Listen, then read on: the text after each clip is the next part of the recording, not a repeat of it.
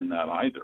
Brennan says while illegal deals are being made, there have rarely been punishments from the NCAA because that's hard to prove.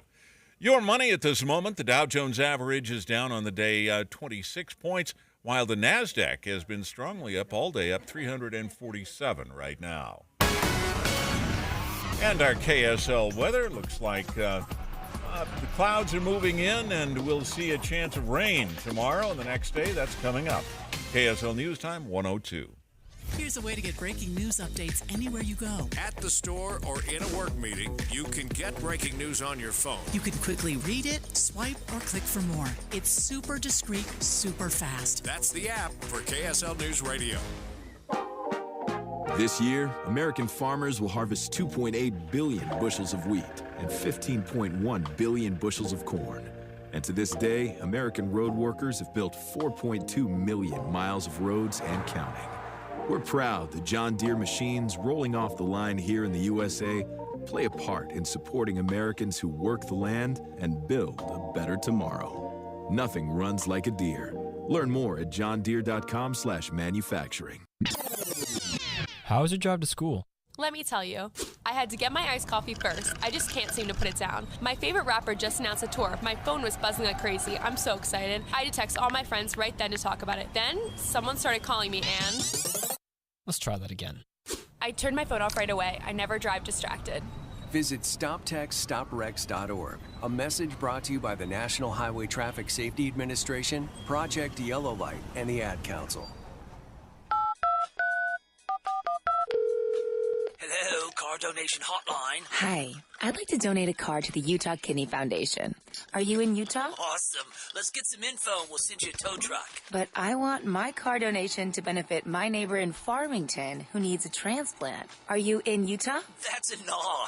I'm in SoCal, but you're still donating to charity. What charity? Doesn't matter. Yes, I want my donation to stay in Utah. Righteous dude. You need to call tow cars in Utah. Locals only, am I right? Oh, yeah. I remember tow cars with a K like kidney. It's on a billboard somewhere. TOWKARS.org. That's it. Towcars.org. If you'd like your vehicle donation to help Utah kidney patients in the Beehive State, please use the web address on their billboard, towcars.org, to donate your old car or truck. That's TOWK like kidney, ARS. Towcars.org. Your business needs a network it can count on. Power's out. Comcast Business has you covered with Wi-Fi backup to help keep your business up and running, even when your power goes out. Everybody in the warehouse good? Lights are out, but the Wi-Fi's up. Let's power on. It's from the company with 99.9% network reliability. Break room, you good? Can't microwave my burrito, but Wi-Fi's fine. Let's power on. Power on with the leader in connectivity, Comcast Business, powering possibilities. Ask about Wi-Fi backup for your business or get started with reliable internet and advanced security for $49.99 a month for 12 months with a 2-year contract, plus for a limited time. Ask about an $800 holiday bonus prepaid card with a qualifying internet package. Don't wait. Call or go online to ComcastBusiness.com today. Ins 12/15/24. Restrictions apply. New customers only with 150 megabit per second internet and security edge. EcoBill and autopay required. Equipment, taxes, and fees extra. Traffic and weather together brought to you by Sinclair. Save on every gallon with the DinoPay app.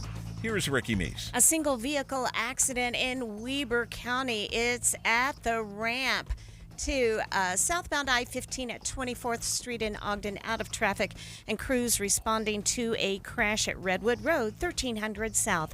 Looking for the best gift ever? That's what you get at Minky Couture, the original luxury blanket company. Use code KSL50 online and in stores to receive 50% off your purchase. Visit minkycouture.com. Ricky Meese in the KSL Traffic Center. Clouds move into northern Utah starting today with a chance of rain and snow showers tomorrow and through the weekend. Right now, 40 degrees, mostly cloudy. I'm Dan Bomis from the KSL Common Spirit Health Studios. Listen online at kslnewsradio.com for Utah's news, traffic, and weather station. Inside Sources. Inside Sources. A new presidency, new state leaders, and a new legislative session. Utah's top political experts discuss the day's biggest stories. Only on KSL News Radio.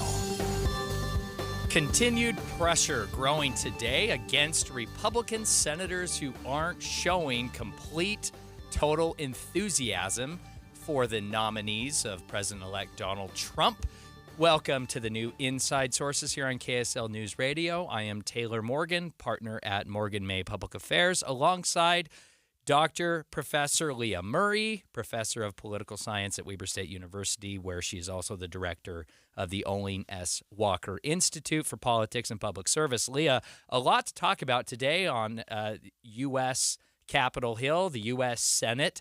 Again, a lot of pushback, or I would say a lack of enthusiasm surrounding some of the nominees of President-elect Donald Trump. Yeah, no, in a little bit and I would love your political input or insight, if that makes sense.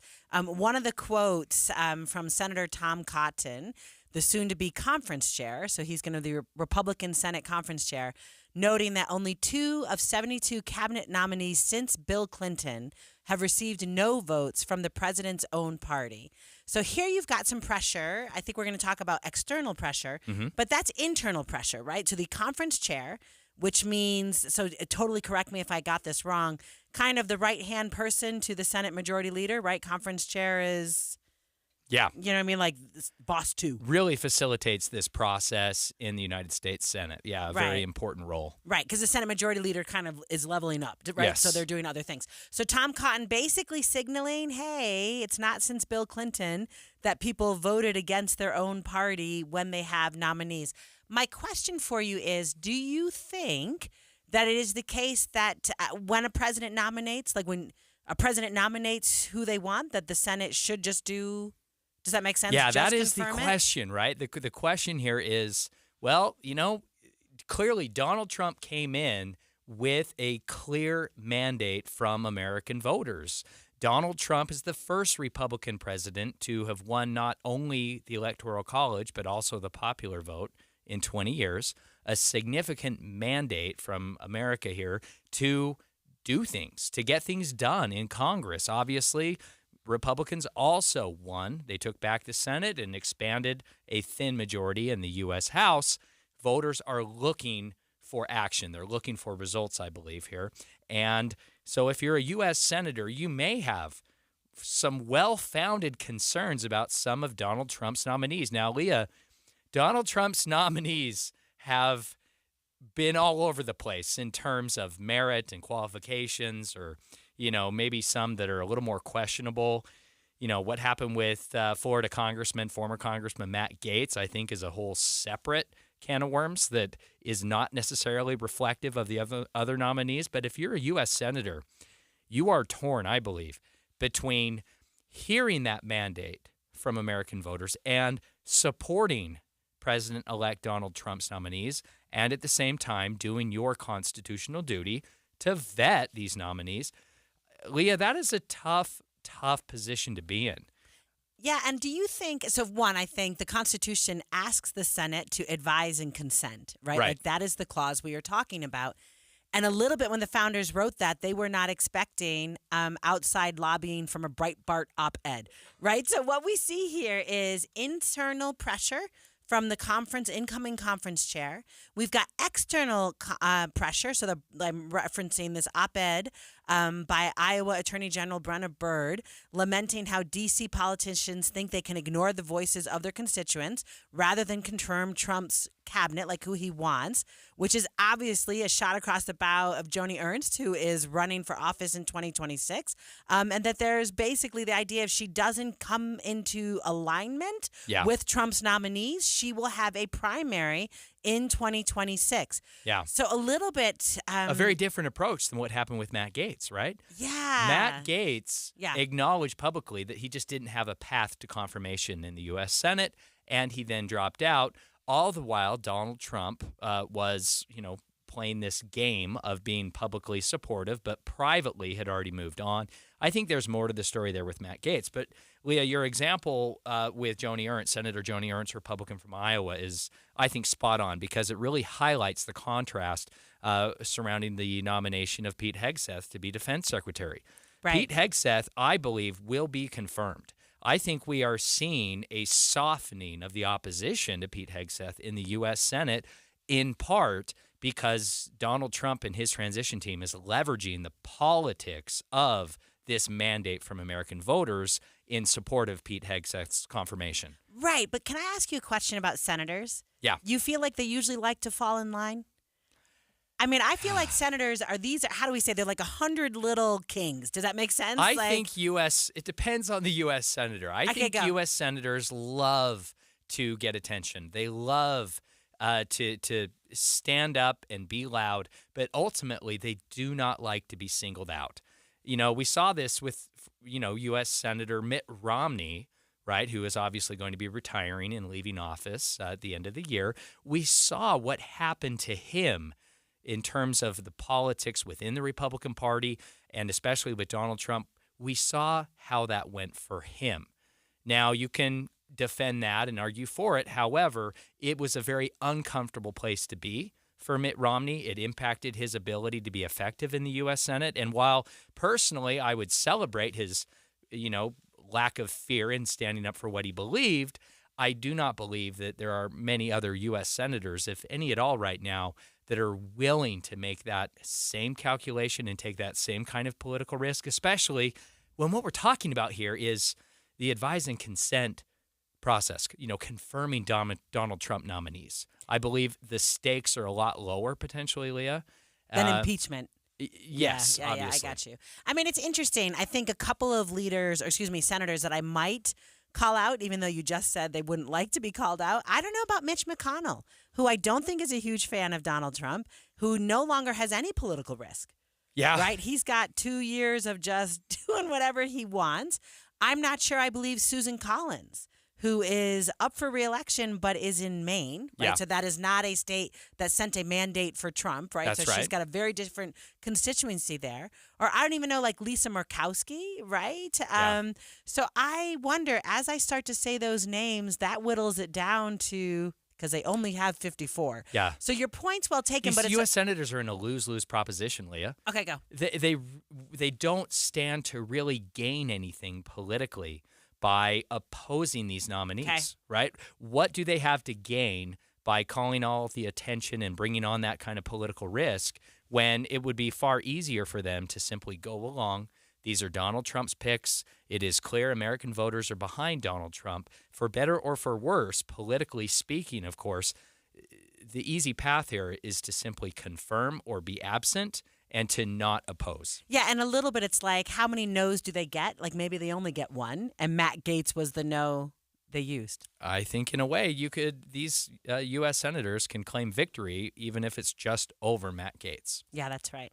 All right, can we get back to Utah? That's a little bit. So that was a Senate conversation. Yes. And I want to have a conversation about college education and public institutions of higher ed being under, they're in target. This is a little something you might know a thing or two about, and Leah. maybe have feelings about. Yep. Stay with us for that discussion. The KSL News Radio app will update you on breaking stories. A house explosion this afternoon. And you'll get exclusive audio streams from local events, breaking news, and sports. Cougars feel like they can overcome anything. All of your favorite KSL hosts are there too, so you can listen anytime. Plus traffic and weather. Download it today. The app for KSL News Radio. This Friday, join KSL News Radio and Hale Center Theater as the movie show broadcasts live at the theater beginning at 11 a.m. 9900 South Monroe Street in Sandy. 2025 season tickets are now on sale and make great Christmas gifts. Gift cards are also available for any amount. The 2025 season includes Little Women, the Broadway musical, DreamWorks, The Prince of Egypt, Finding Neverland, 12 Angry Men, Footloose, the musical Comedy Murders of 1940, Sister Act, and Disney's Frozen. Playing now on the center stage is Disney's Beauty and the Beast, And on the Jewel Box stage, the 40th year of A Christmas Carol. Go to hct.org or call 801-984-9000. Hi, Susan. We haven't seen or heard from you. Cold. We would like to locate Joyce. The mysteries that made podcast history Cherie Warren disappeared. are now together for free at kslpodcasts.com. I'm Dave Cawley, the host of Cold. Join me for Season 1, The Susan Powell Case Files, Season 2, Justice for Joyce, and Season 3, The Search for Cherie. Listen anytime for free at kslpodcasts.com or wherever you get your podcasts. The temperatures outside have dropped a bunch, and now my family and I are enjoying the benefits of our brand new windows from Advanced Window Products in a different way. During the summer, it was nice to be able to keep the cold air in. Now it's nice to see how much more efficiently we can keep warm air inside. We replaced 20 of our builder-grade windows with high-efficiency windows and a glass door to our backyard with a built-in pet door, and we have just been thrilled with the results. We're already saving on our energy bill. We're helping pay for the windows with the rebate available through Dominion Energy. Our price didn't include any middleman markups because they did the sales and the installation all in-house. My wife and I love that there's a lifetime warranty serviced by their local team, labor, glass, parts included. I promise they're going to treat you right and you'll have an amazing experience from start to finish, just like I did. Right now is a great time to do it. Also, they're having an end-of-season sale. Save $2,500 on 10 windows or more. 801-850-9100 or advancedwindows.com. Getting help with plumbing repairs is easier than you think. All you have to do is call Any Hour Services or schedule an appointment at anyhourservices.com. No one helps more homeowners than Any Hour Services. Dave and Debbie. It's impossible to digest and consume all of the news that's now coming at us through either social media or through web pages or through the radio. Pick what is most impactful in your life and focus on that. And that's what Dave and I do every single morning. We pick those issues that are most important to our listeners and we boil it down so it's digestible. It's simple to understand. I think we're trying to find the essence of the story. You know, you can't be an expert on all things, but that doesn't mean you can't be curious and really find out more and educate yourself and learn the complexities of an issue. But I think all of us start at ground zero on everything. Ask questions, show that curiosity. And then if you need more research, you can always go to KSLNewsRadio.com and learn more. Listen for Dave and Dejanovic 9 to noon on KSL News Radio. Do you worry about how much someone drinks? Do you feel angry or depressed most of the time? Do you feel neglected or unloved? Do you feel that if the drinker loved you, she or he would stop drinking? If you answered yes to any of these questions, you are not alone. Not everyone trapped by alcohol is an alcoholic. Families and friends are suffering too. Al-Anon and Alateen can help. Call 1-866-200-0223 or visit alanon.org/help. If you're struggling with your mortgage, there's a free government program that offers expert one-on-one advice about your mortgage options. Call 1-888-995-HOPE or visit makinghomeaffordable.gov. Brought to you by the U.S. Treasury, HUD, and the Ad Council. With the three things you need to know this hour, I'm Dan Bomas. First, FBI Director Christopher Wray says he'll resign before President-elect Trump takes office. Second, college football rules prohibit colleges offering money to athletes to enter the transfer portal, but a sports agent says it's happening anyway. And third, more threats against corporate executives are turning up after the murder of United Healthcare's CEO. 40 degrees, mostly cloudy skies. Back to Inside Sources on KSL News Radio. Inside Sources. Inside Sources on KSL News Radio. And welcome back to Inside Sources. You're here with me, Leah Murray, alongside my good friend Taylor Morgan. Now, Taylor. Yes, Professor. I don't know if you have noticed that students in Utah's public colleges will soon need fewer general education classes in order to graduate. So For me, I say hip, hip, hooray, Leah. Okay. I will say that, as a student at the University of Utah back in the day, way back in the day, I was required to take some general ed courses that I'm not sure really benefited me that much. And I think I'm a fairly well-rounded person. I appreciated my education, but I will say that when I was having to pay my own tuition, of course, subsidized heavily by the good taxpayers of Utah, but paying my own tuition for some of these general ed classes like art history and others, I just don't know that it was the best use of my time,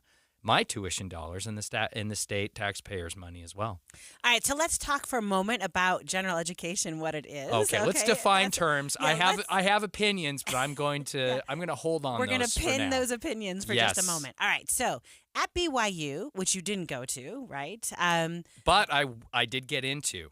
So don't come at me, listeners. Okay, I applied. This is back in 1997, and I have a lot of baggage as a Utah fan here, Leah. I grew up being told that people only went to the University of Utah because they could not get into BYU. I did get into BYU and chose the University of Utah. Just to be fair, we're having a conversation about higher education, so I want to disclose that important historical fact. Okay. So BYU, if you had gone there, has 38 to 39 credits for their general education. And for everyone who doesn't know, general education is not just stuff to harass Taylor Morgan while he is a student there. General education is generally around, 30 to 45 credit hours. So you're thinking like 10 to 15 classes.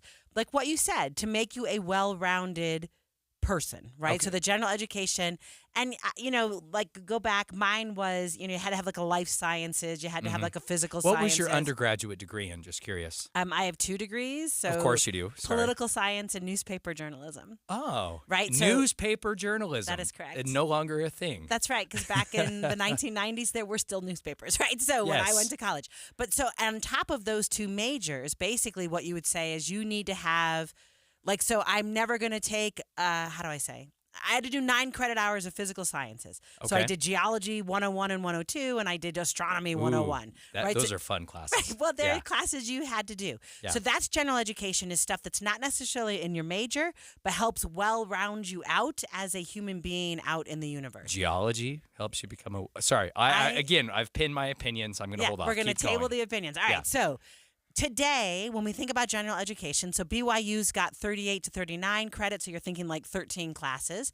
Over in New York, my home state, the State University of New York, which has got 64 public higher education institutes, campuses, that's 30 credits. So that system requires 10 courses of their students. Okay. Nevada requires 18 to 21. Arizona comes in around 35 to 40. California and Colorado are 45. So just to give you an idea where the numbers are in different states around the country, and New York, because I'm from there. All right, so now when we look at what's happening with Utah's public colleges and universities, right now the top high number last year was the University of Utah at 39. Okay. But I want to be clear, that number, if you remember, Colorado's got 45. Does that make sense? Arizona, right? So I don't think it's completely out of whack from other states around us and what we see nationally. And Weber State University, where I am, has 37 credit hours, right? So you'd be requiring...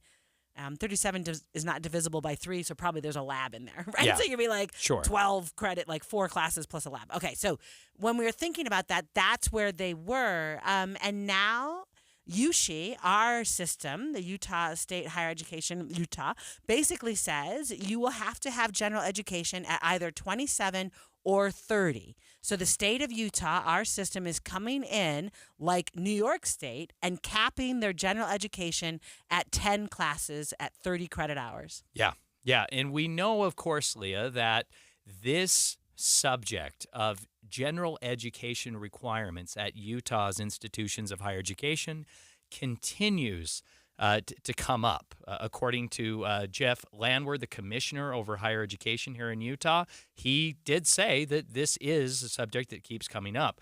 During last year's legislative session, one rather controversial bill focused on offerings specifically at the University of Utah, in which lawmakers proposed trimming.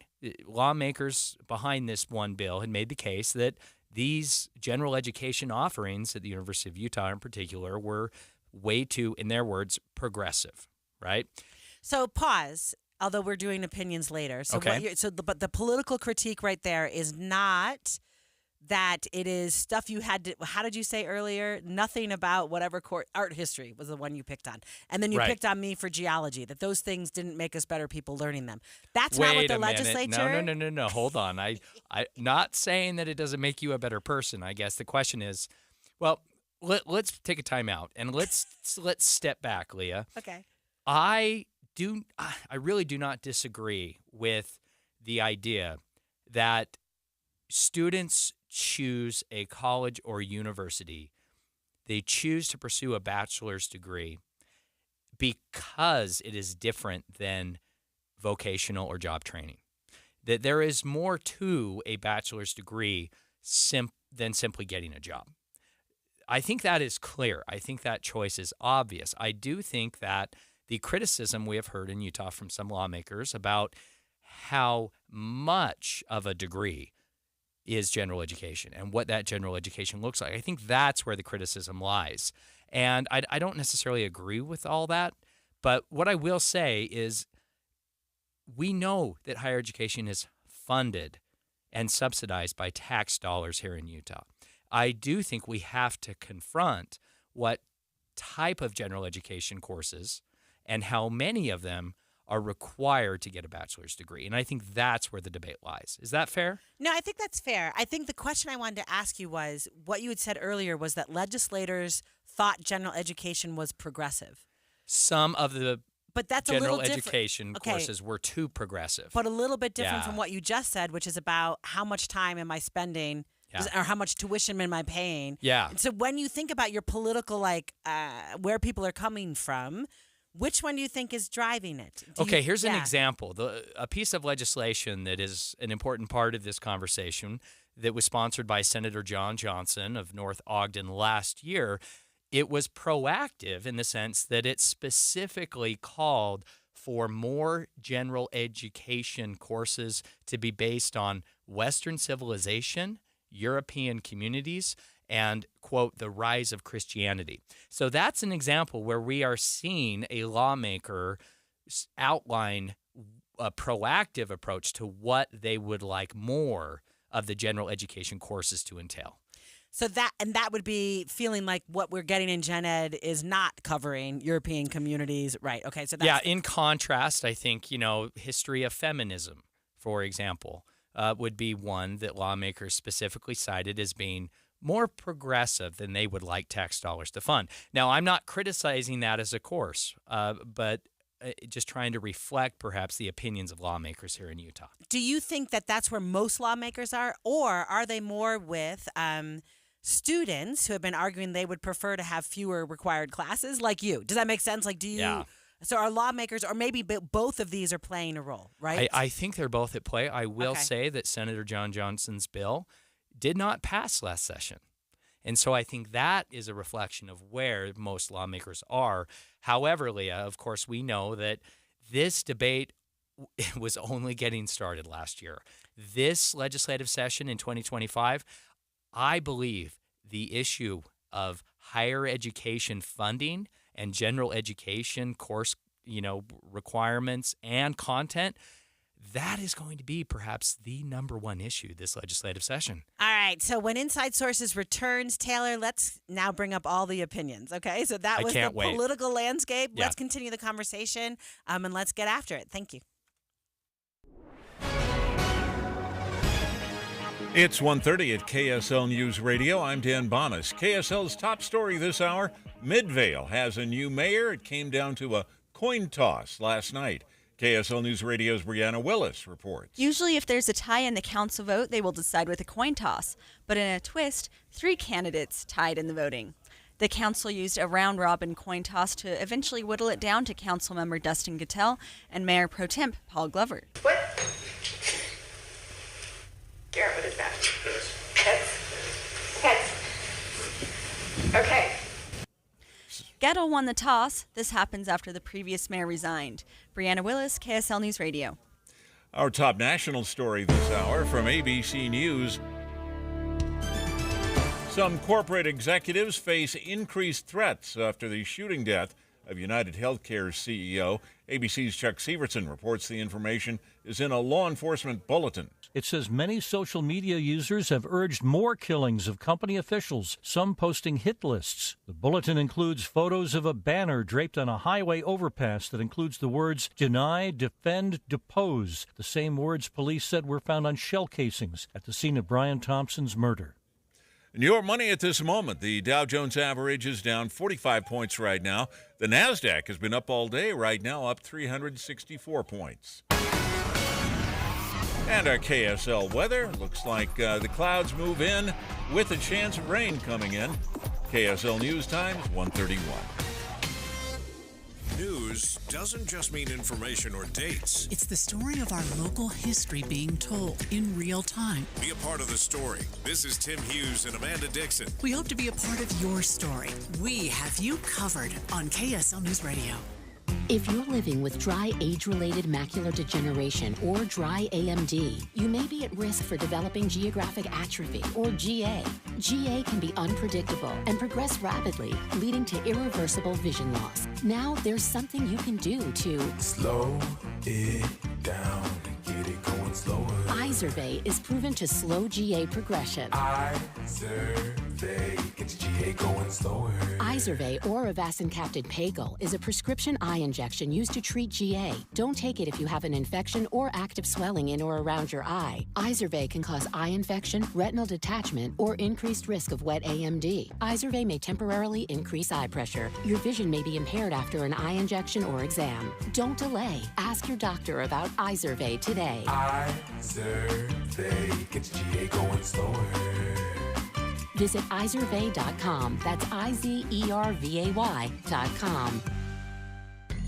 Alpine Home Medical, we bring wellness home. For the last 27 years, we've been honored to serve our community as the highest rated home medical supplier in Utah. Hi, I'm Jay Broadbent with Alpine Home Medical. Our commitment to exceptional customer service is at the heart of everything we do, and our team is always here to make sure you get the care and products you need. Whether it's oxygen solutions, CPAP supplies, or expert home safety advice, we do it all. As a Best in State winner for the last 14 years and highest rated on Google, Alpine Home Medical is not just a provider, we're a trusted partner in your healthcare journey. So swing by any of our 11 locations today and experience firsthand what makes Alpine Home Medical a 5-star experience. See us at alpinehomemedical.com. Alpine Home Medical, we bring wellness home. That's alpinehomemedical.com. Traffic and weather together brought to you by Sinclair. Save on every gallon with the DinoPay app. And here's Ricky Meese. It's a good drive on your valley freeways, but in Utah County, we do have a new accident eastbound on Highway 6 about 2 miles prior to Soldiers Summit in Spanish Fork Canyon. Merry Christmas from our family to yours. Receive the gift of 0% for 4 years on the Elantra, Sonata, Tucson, or Santa Fe. Murdoch Hyundai in Logan, Linden, and Murray. MurdochHyundai.com. Ricky Meese in the KSL Traffic Center. Clouds move into northern Utah today, then a chance of rain and snow showers tomorrow through the weekend. And right now, 39 degrees, partly cloudy. I'm Dan Bomas from the KSL Common Spirit Health Studios. Listen online at kslnewsradio.com. We're Utah's news, traffic, and weather station. Inside Sources. Inside Sources. A new presidency, new state leaders, and a new legislative session. Utah's top political experts discuss the day's biggest stories. Only on KSL News Radio.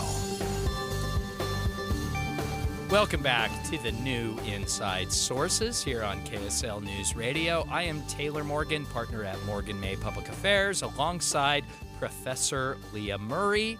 Dr. Leah Murray, professor of political science and director of the Olin S. Walker Institute for Politics and Public Service and Everything Good and Lovely at Weber State University. Everything good and Of lovely. course, like Professor Murray has some thoughts and opinions and wonderful insights into the topic we're discussing right now. We're continuing the conversation about higher education in Utah, specifically general education requirements. How much of a higher education degree should consist of general ed requirements, and what kind of topics and courses in Utah colleges and universities really should, or I should say should exist to best educate our university students here in Utah. What really, Leah, should taxpayers be funding? What should students be paying for? Where do they get the most value when it comes to general education at a Utah college or university? Yeah, no, I love this question. And let me reveal my conflict because I teach the gen ed course that is government, right? So as a political science professor, I teach the American institutions requirement. You could have chosen history. Okay. You could have chosen economics. And if you were smart, you would choose political science and you would do the government class. And that is what I teach. I think, and I'm going to just kind of tangent, not answering the question you asked, which is like, what kind of classes should Sounds they like take? a politician. Right? The answer is you should take government. But my thing about general education is this. A lot of the focus is on the individual student. So Taylor, when we were talking about it in the last segment, you were thinking about what did it do for you? When I talked about geology, you were like, what did that do for you, Leah? But a little bit, I'd like you to think about it. And can I maybe pump the brakes on you right there and just yes, just a call out to all of our geologists out there, and I'm actually quite a geology nerd. So I'm grateful I did take geology, Leah. I have a number of geology books. You have some rocks in your house? I have stopped at a few rock shops in my day. So I'll just leave it there. It's easy to criticize, but it's pretty great, actually. All right, so here's the thing that I love about general education that you don't often heard talk about. And the fact is, when you are in a general education class, that's the most like being in an American system. Because everyone in a general education class is usually there because it fits their schedule, right? Okay. So kids will take the government class 9:30, Monday, Wednesday, Friday, because it fits their schedule. So they're now in a room of people who are different from them, who don't have the same major as they do, who probably came from different walks of life, came from different parts of our community. And it might even be the last time that you're in a space like that, because once you get out into the workforce, then everyone's a nerd like you in your job. Does that make sense? Interesting. Like Taylor Yeah. spends a lot of time with lobbyists. I spend a lot of time with faculty. But in the general education, when I am taking that geology course that you were teasing about, I'm in a classroom with a bunch of people who didn't have a political science degree, learning how to have conversations with people who are very different from me. Yeah. Right? So a little bit what I love about what the point of general education is, which is to create informed citizens. It goes back to the Northwest Ordinance. It goes back to Thomas Jefferson. It is about creating informed citizens and putting them in a, how do you say, like a living lab situation? Because Okay. you're in a room with people who are different from you, having conversations about stuff that you don't care about, which, by the way, as a grown-up is a lot of adulting, right? And learning to do that well. I actually think general education plays a very important role in keeping this republic. I have my opinions and I have my criticisms, but Leah, I don't disagree with any of those key points. I do think that we know many college and university students in Utah, of course, they go to college as a clear, important next step, but they not yet know what they want to do, right, for a job, or they may not have chosen a career path. Now, many of our high school students have decided on a vocation or a career and are pursuing a different path. They might be pursuing that short-term intensive job training. And I will say that if you want to make a lot of money right out of high school, be an electrician, learn how to weld, right? Go into some of these jobs and get your training and get your certifications to do that, because you're going to be making a lot more money than those who choose to go to college or a university. Now, I'm not pitting one against the other, just as an example. Going to college makes sense in the long term in terms of wages and career. But my guess is, Leah, that in your government course, in your American Institutions 101 course, you probably have a lot of students that haven't decided on what they want to major in yet. Is that right? Yeah, no, absolutely. And what I love about what you just said, I have a child who is a senior in high school and who applied to 21 colleges across the United States. And so that was fun watching her decide. She's got a giant spreadsheet, shocker, she's related to me. Wow. So giant spreadsheet of information about these colleges. And all of them wanted her to declare a major as she applied. And I kept saying, just say undeclared. Because I said, until you get there and you take some general education courses, you don't know what you're good at. you don't know what you're excited about, it Yeah. might not hurt to just take a minute to figure out what you like doing. So you're not wrong. I had like 3 students this semester who came in and said, I really wasn't interested in politics until I took this class. And now I'm probably going to do some political science as a result. So you kind of grab, and I imagine that happens in a geology class, right? Yeah. We're picking on geology, Taylor, but like someone probably walked up to that professor and said, I never really knew how much I loved rocks until I was here, and now I want to talk about it. Well, I want to make sure we share a text from a listener. This is another important insight that I hadn't thought of. We have a text coming in from Gary from Orem who says, my college general education experience was most useful to me as a parent while helping my kids with homework. That's Gary from Orem. Gary makes a great point here. One of the arguments in favor of general education is that it helps you become a well-rounded human. You're a better parent. A better parent, a better citizen, right? You're a better Leah. neighbor. You're the neighbor people want to have. Interesting. What do you mean by that? Meaning that if you are someone who can talk across difference, who's not going to be the jerk at a party, right? Because you're not totally single-minded about the things that you care about, that you can help children, not even just your own, but other people making decisions, right? If you're on the PTA, a general education is going to set you up. How do I say? It's domain transferable, right? All these different ways of thinking about things, you're going to have the agility to do that. Those are the people you want in your neighborhood. They're the ones you want to vote for as the HOA chair, right? Like these are the people you want around you. Interesting. Okay. I want to reference a great post by Southern Utah University outlining 5 good reasons why general education classes are so important, okay? Let's start at the top of the list and we can kind of work through these, Leah. Number 1, general education gives you a chance to look at areas of study and explore new hobbies. We've already talked about this new areas of study. The hobby piece of this is another component. I'm going to pin that. Maybe we can get back to it, Leah. But of course, yeah, GE classes. What are you interested in? Will help you understand what you're interested for. Number 2, they can prepare you for any career.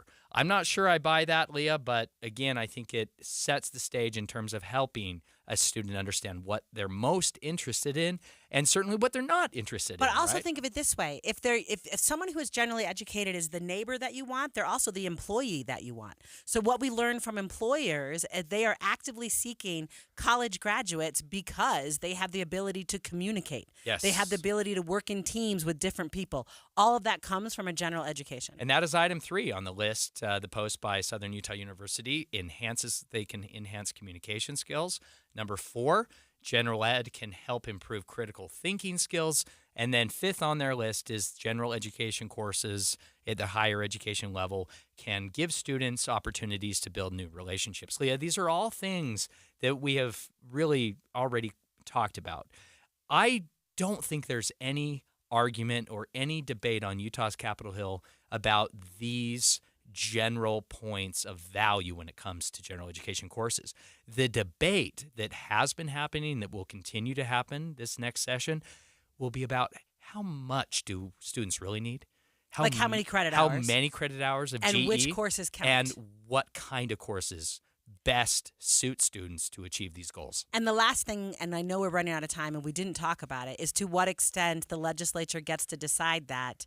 I think is another thing that those of us in higher ed probably have some questions about. In what way? Meaning that I think I'd say, as a content expert, I would like to decide what we learn in the government class that I am teaching, right? And maybe a legislator wants to tell me this is what you will teach. Do you think students come out of your government class with any partisan bias, Leah? Well, I don't know. 70% of them reported they voted for Donald Trump, so maybe. Oh, okay. So what you're saying is lawmakers should get behind Leah Murray and your courses at Weber State University. No, I'm being silly, Leah. Great conversation. I really so value and appreciate your insight into this topic. As I mentioned earlier in the show, I do believe this is going to be one of, if not the hottest topics in the upcoming session. So it is certainly something that we will continue to cover here on KSL Inside Sources. Coming up after the break, Leah, we are going to talk about a controversial lawsuit surrounding Utah's oil railway. Stay right here for that conversation after the break. Don't be worried, be ready. KSL News Radio has partnered with Be Ready Utah to provide the plans your family needs for an emergency, the tools and supplies to keep on hand, and the knowledge on how to keep a cool head. It's Be Ready Utah. Listen to our show, Dave and Dujanovic, for Be Ready tips and tools. Or you can always find the latest preparation info at BeReadyUtah.gov. Be Ready Utah with KSL News Radio.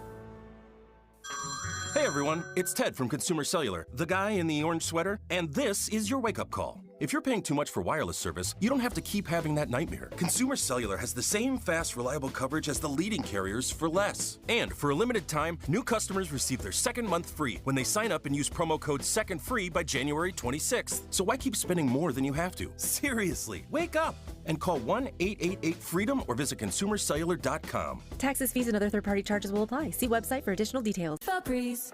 So my home is also my office. And before I can focus, every room's gotta be clean. That means tidying up, then spraying my Febreze Air Mist. Ooh, that's fresh. Febreze Air Mist scents are all high quality. They fight any weird funk, and they give my air an instant boost of freshness. So not only does my home smell good, I feel good too. After I Febreze, it's time to start my day.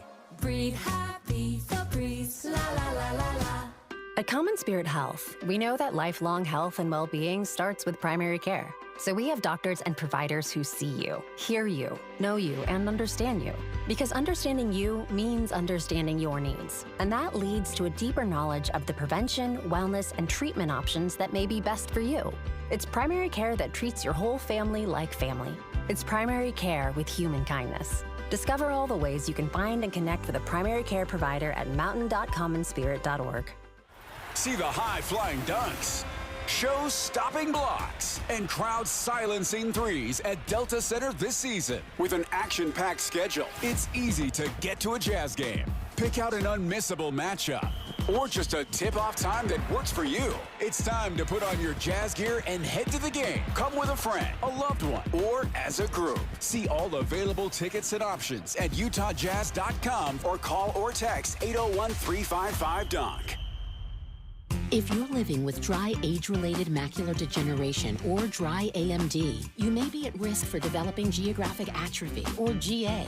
GA can be unpredictable and progress rapidly, leading to irreversible vision loss. Now there's something you can do to slow it down and get it going slower. Izervay is proven to slow GA progression. Izervay gets GA going slower. Izervay or avacincaptad pagel is a prescription eye injection used to treat GA. Don't take it if you have an infection or active swelling in or around your eye. Izervay can cause eye infection, retinal detachment, or increased risk of wet AMD. Izervay may temporarily increase eye pressure. Your vision may be impaired after an eye injection or exam. Don't delay. Ask your doctor about Izervay today. Izervay gets GA going slower. Visit Izervay.com. That's IZERVAY.com. Arrive in style in a great fitting suit from Mr. Mac. They ensure a perfect fit, offering fast, free alterations by expert tailors at all 9 Mr. Mac stores. Arrive in style. 911, what's your emergency? Someone on the other line said they kidnapped my son. On September 12, 1995, McKay Everett disappeared from his home in Conroe, Texas. There was no sign of forced entry. It was just as if McKay had walked out of his own free will. And to this day, McKay's mother, Paulette, feels that justice was never truly served. Ransom is available now. Listen at ransompodcast.com or wherever you get your podcasts. With the 3 things you need to know this hour, I'm Dan Bomas. First, FBI Director Christopher Wray says he'll resign next month at the end of the Biden administration. Second, Marcus Stevenson resigned as mayor of Midvale last month. His replacement was decided last night by a coin toss. And third, more corporate executives are facing threats after the murder of United Healthcare's CEO. 41 degrees, partly cloudy in Salt Lake City. And back to Inside Sources on KSL News Radio. Inside Sources on KSL News Radio. Welcome back to Inside Sources. You're here with me, Leah Murray, alongside my good friend Taylor Morgan. Taylor, I just want to share with you real quick. So I grew up in the state of New York. where 95% of land is privately owned. Okay. All right, Very different than the very state different of Utah. from Utah. And I want to just say that it never occurred to me that public lands was a political issue until I moved here. Like, I quite frankly did not understand that.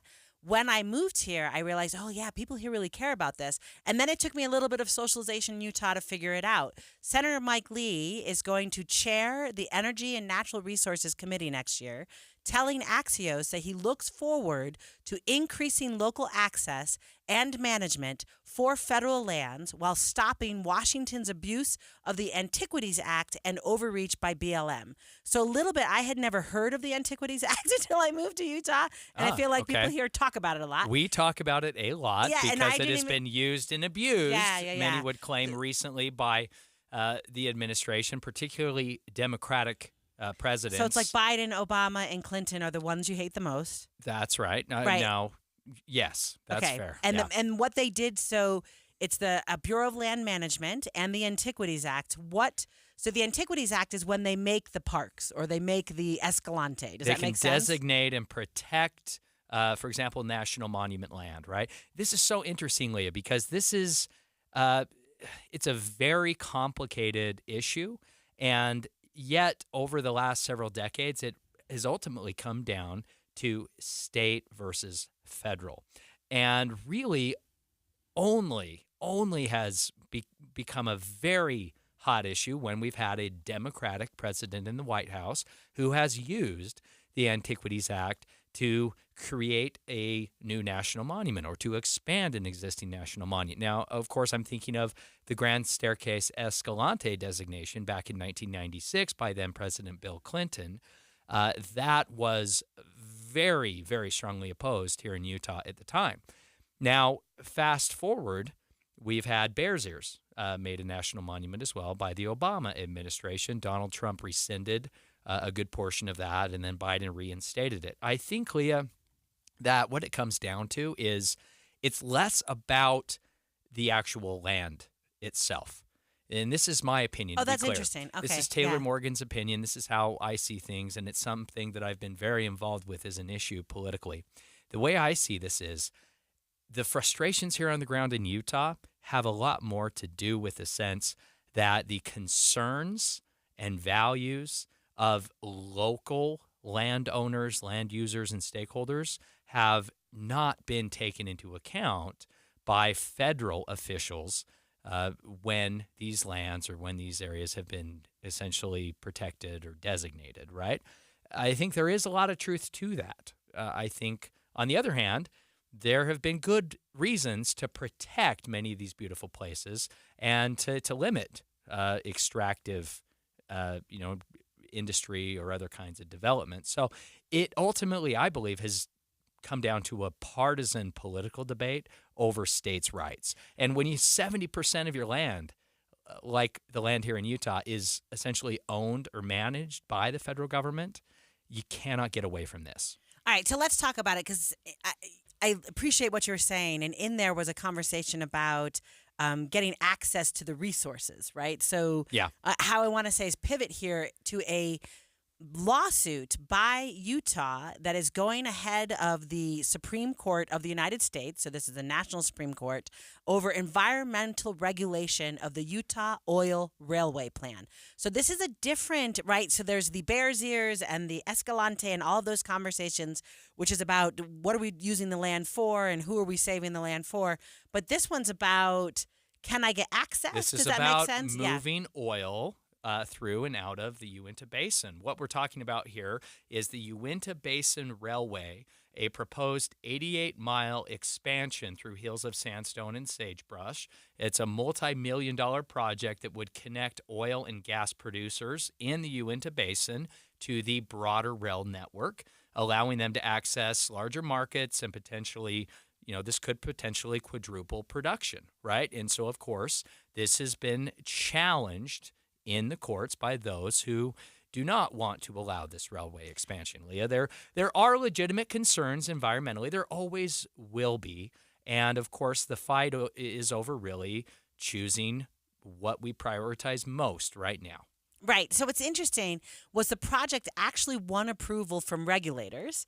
So in this one, like the government's, how do I say, the bad guy for environmental groups who are suing to halt that, right? Yeah, it has been approved by the Surface Transportation Board, and clearly it was approved under the National Environmental Policy Act. So regulators have approved, they have greenlit this railway expansion, but environmental groups are the ones who have filed a lawsuit here to stop it. Right. So what's interesting is the Biden administration, just to be fair to our current president, actually defends the regulators' decision to approve the Utah project. So in this moment, there's a Venn diagram where Joe Biden's in the same place as Mike Lee. Ooh, I don't know that the good senator, senior senator from the state of Utah would approve of that characterization, Leah. But maybe it's true. Maybe it's technically true. Okay, so right. So Biden's kind of like, yes, you can have your project. But maybe in the lawsuit, we're worried about Chevron. Does that make sense? So Chevron's not about this lawsuit, but we're worried about the court telling agencies and regulators they can't do their job. So even though regulators said the development could go forward, the worry here is this Supreme Court might take away their power to give Utah what it wanted.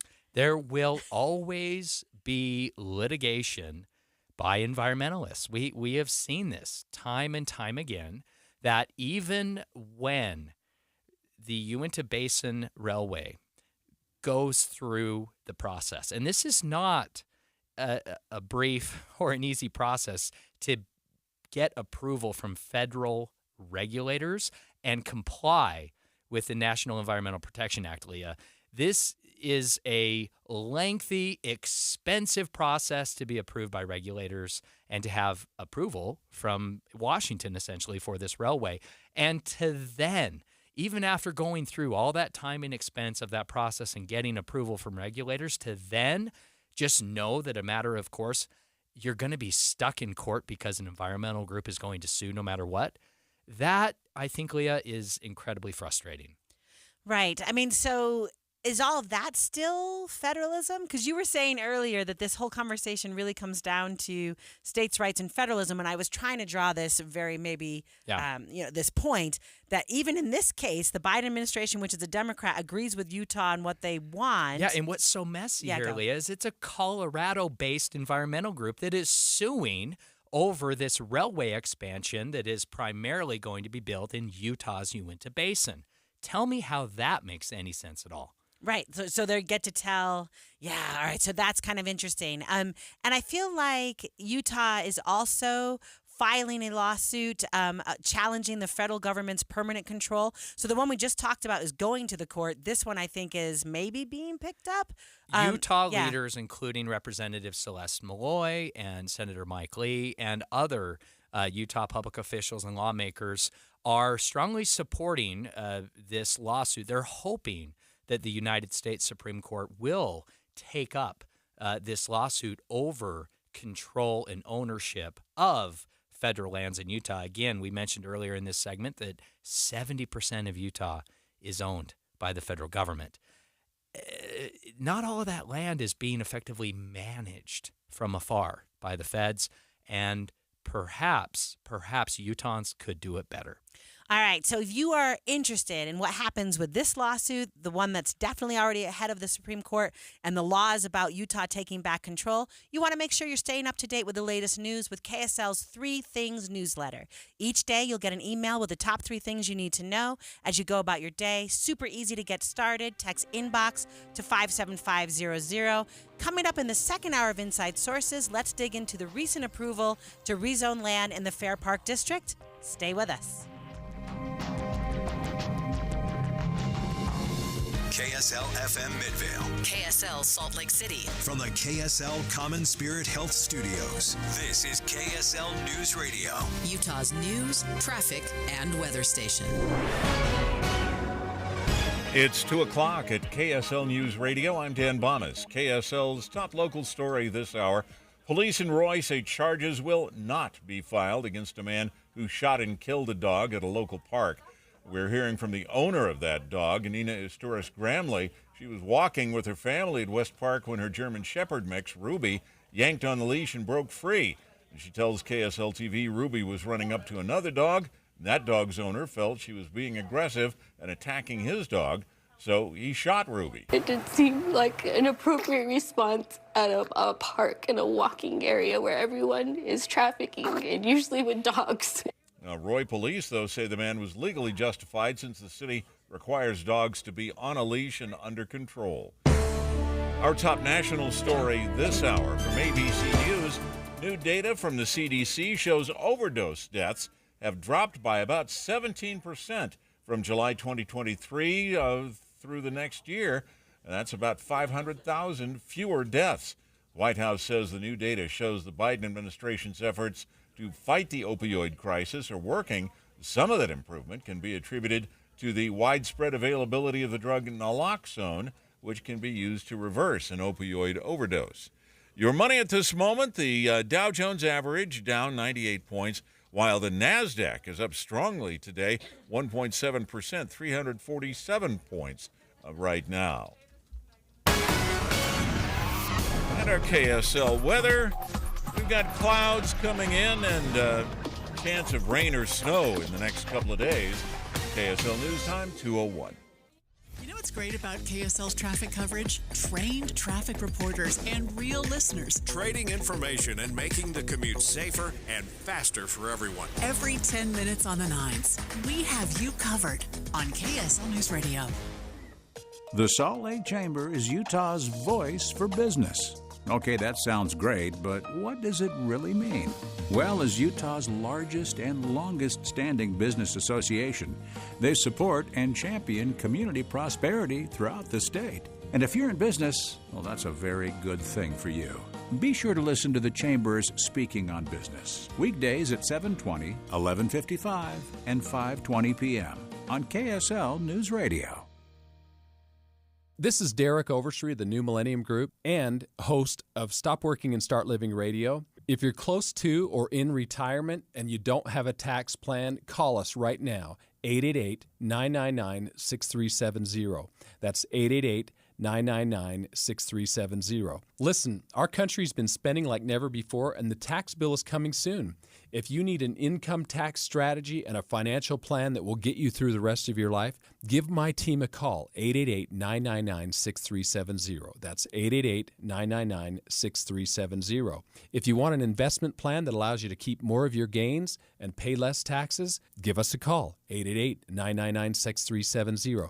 My team specializes in the type of plan that will get you retired 3 to 5 years sooner than you thought possible. So, get a no-cost tax analysis by calling 888-999-6370. That's 888-999-6370. My team is standing by now.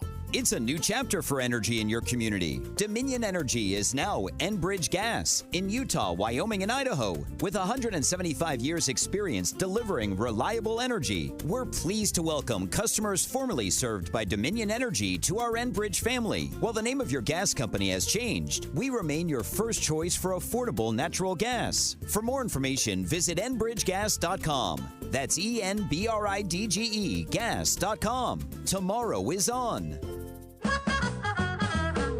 Donate your car to Charity Hotline. This is Roger. Hi, Roger, I'd like to donate my car. Yeah, good. Leave the keys in it, park it on the street, and we'll send a tow.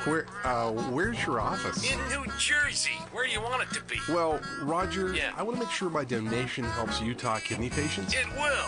Which ones? Well, does it matter? Yes, I want the money to stay in Utah. And boy, have you got the wrong number. If you want your car donation to help people here in Utah, turn your car into a kidney car for the National Kidney Foundation of Utah and Idaho. Hi, this is Luz Lewis Perez. Kidney Cars is the Beehive State's #1 choice for charity car donation since 1990. When you donate your car to Kidney Cars, funding stays in Utah to help local Utah kidney patients and funds local medical research. Kidney Cars gets donors the highest tax deduction, along with free towing. Visit towcars.org and learn more. That's Tow Cars with a K like kidney. That's TOWKARS.org. Traffic and weather together brought to you by Sinclair. Save on every gallon with the DinoPay app. Here's Ricky Meese.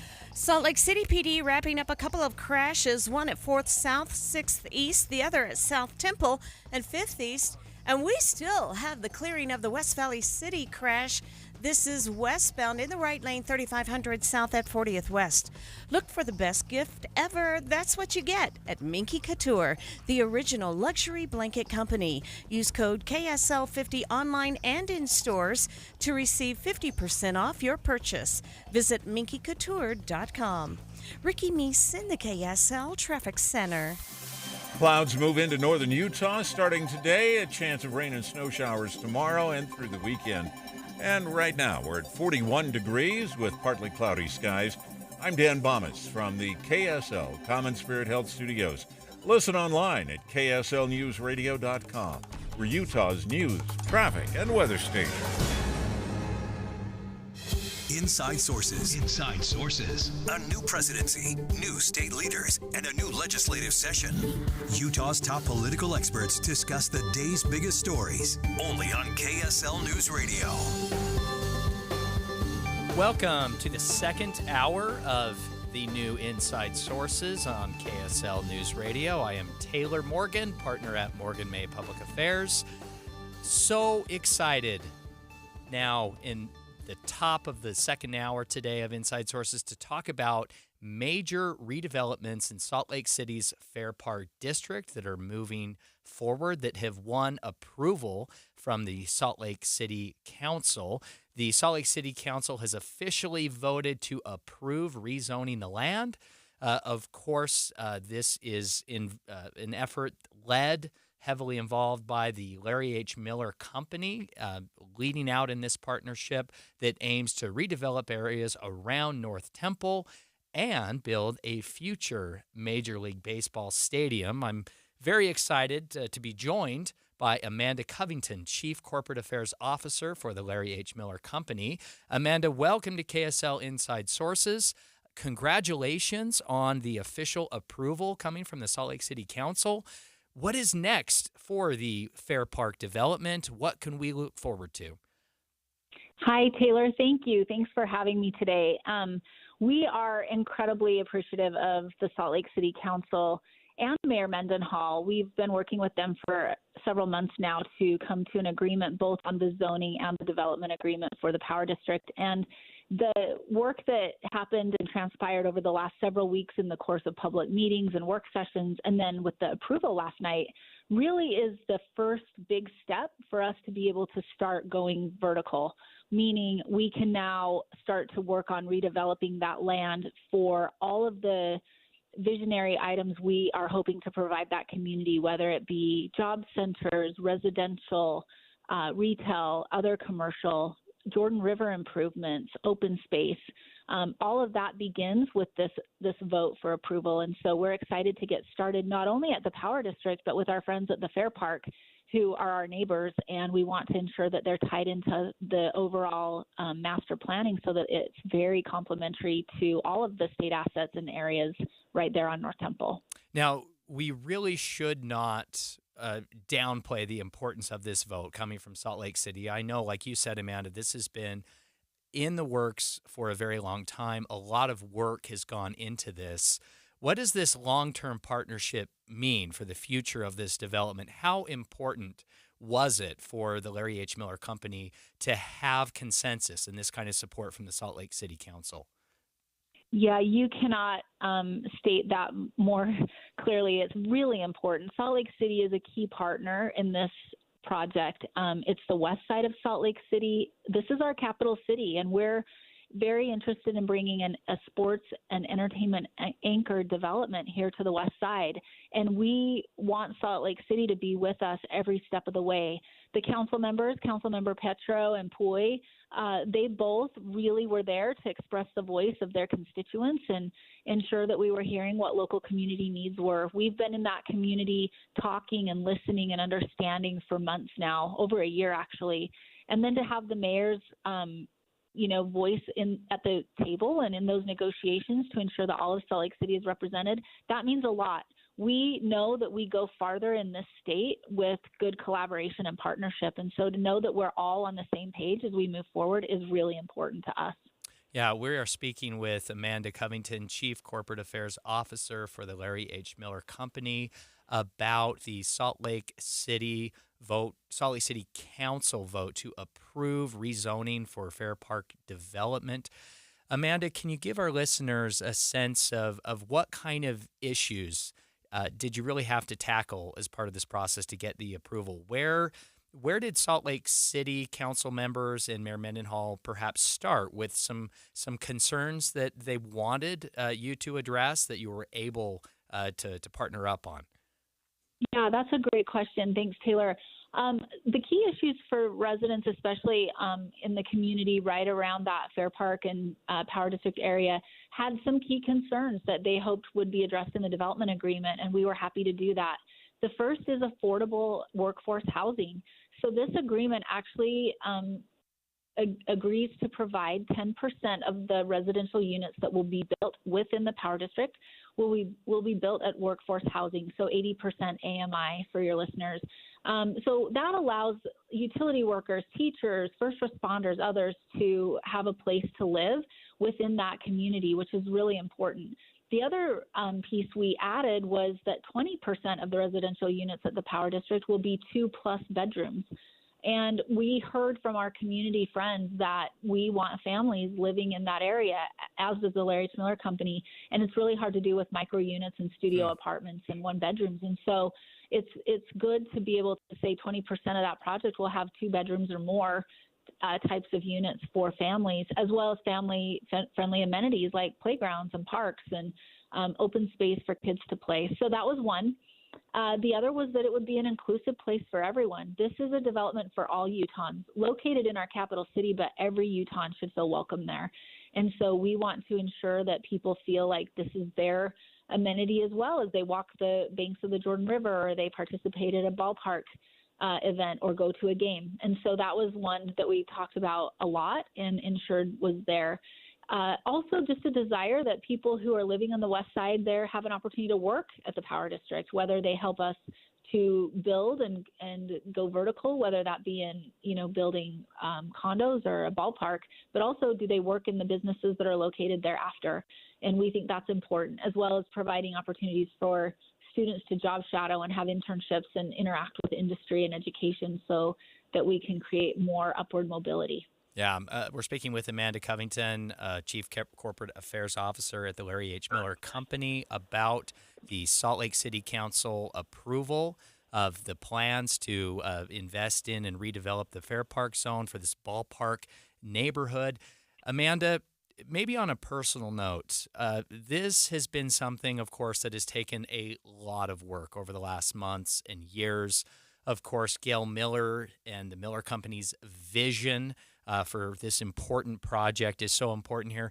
Can you give us a sense of why this is so important to Gail Miller and to the Larry H. Miller Company? Because this is certainly not a small investment nor an easy project, right? To do this in a way that can have the approval from the Salt Lake City Council and the Salt Lake City Mayor, also approval from the Utah Legislature, bringing everyone, all of these stakeholders to the table and working through the details is a Herculean task. And so a lot of credit to you, to the Larry H. Miller Company. But why is this so important to Gail Miller and to Larry H. Miller as a company? Certainly not an easy challenge. Why do it?